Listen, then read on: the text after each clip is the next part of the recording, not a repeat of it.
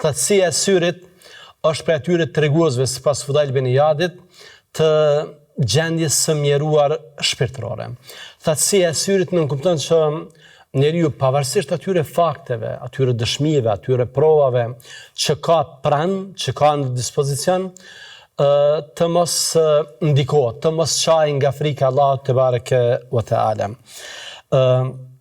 Prandaj sa më e vrasht të jetë zemra, aq më i thatë dhe më i shterur do të jetë edhe syri. Pra thatësia e syrit është pasojë e vrashtësisë së zemrës. Allahu te bareke ve teala ka thënë: "Thumma qasat qulubukum fa hiya kal hijarati au ashaddu qaswa."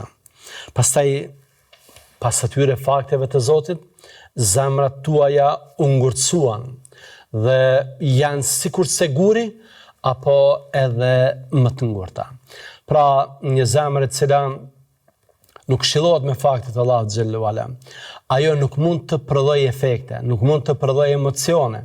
Dhe rrjedhimisht syri nuk mund të çajë, nga se syri është i ndërlidhur me zemrën.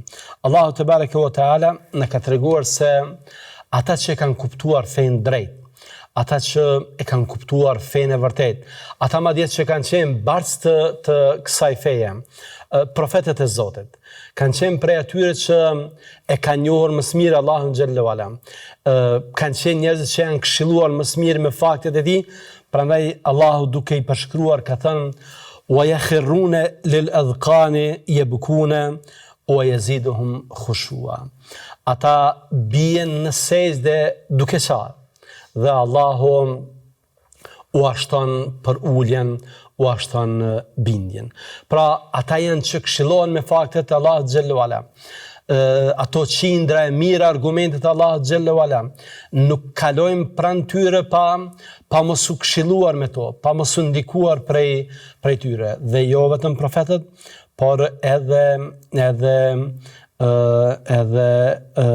ata që e kanë mësuar, e kanë kuptuar fenë e drejtë.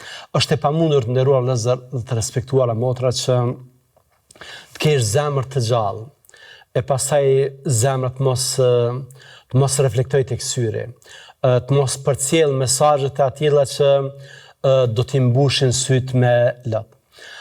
Por kur zemrat janë të vrashta, kur zemrat nuk këshillohen me faktet e Allahut te bareke ve teala, atëherë ato nuk e kryen këtë detyrë. Muhamedi alayhi salatu wassalam ka thënë: "Inni ara ma la tarawun wa asma ma la tasma'un." Unë e shoh atë që ju nuk e shehni dhe e dëgjoj atë që ju nuk e dëgjoni. Attat as-sama'u wa haqqa laha an ta'it.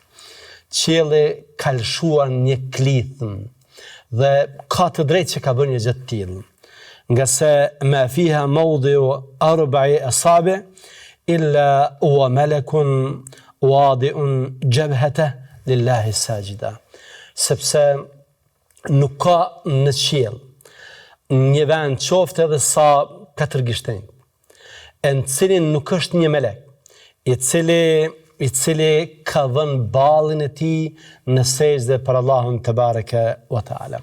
Pastaj ka thënë Muhamedi alayhi salatu wassalam: "Wallahi law ta'lamuna ma a'lam la dahiktum qalila wa la bakaytum kathira." Pasha Allahun, sikur ju ta dinit atë që unë e di, do të kishit qeshur pak dhe do të kishit qarë shumë.